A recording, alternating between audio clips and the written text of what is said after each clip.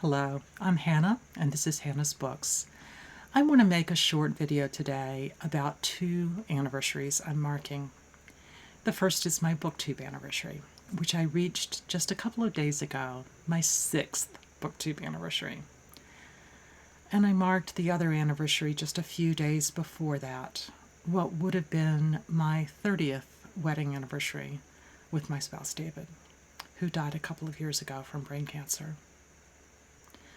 Of course, I've missed him terribly every day since his death. But as time goes by, the days get easier. I don't feel just sadness anymore.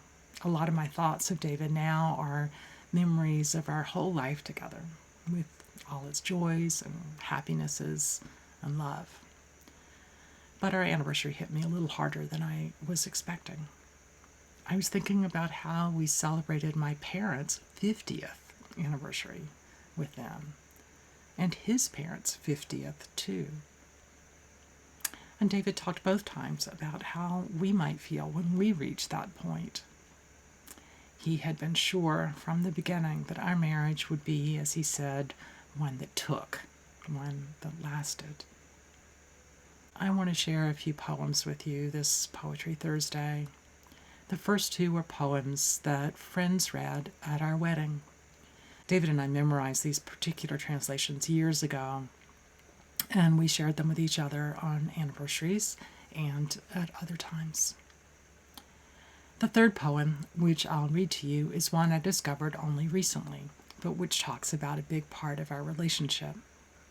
And then I'll end today's video with one final, very brief poem.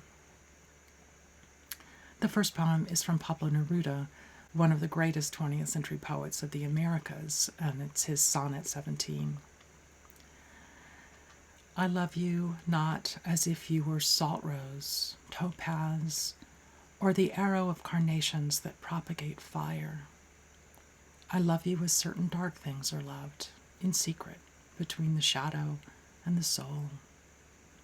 I love you as the plant that never blooms, but carries within itself the light of hidden flowers.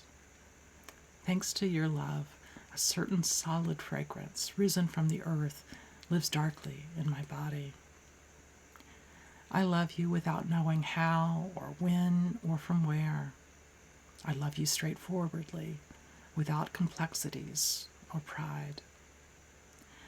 I love you because I know no other way than this, where I does not exist, nor you, so close that your hand on my chest is my hand, so close that your eyes close as I fall asleep.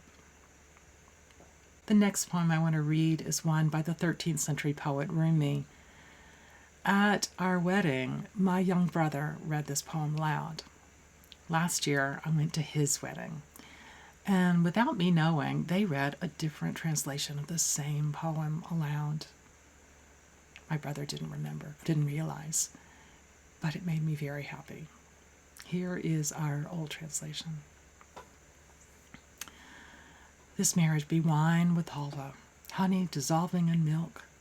This marriage be the leaves and fruit of a date tree.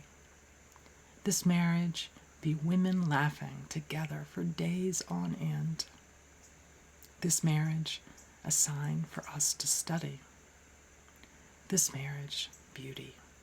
This marriage, a moon in a light blue sky. This marriage, this silence, fully mixed with love. The next poem, which I first read only after David died, is called For My Wife, Reading in Bed, and was written by John Glenday. I know we're living through all the dark we can afford. Thank goodness, then, for this moment's light. And you, holding the night at bay, a hint of frown, those focused hands, that open book. I'll match your inward quiet, breath for breath.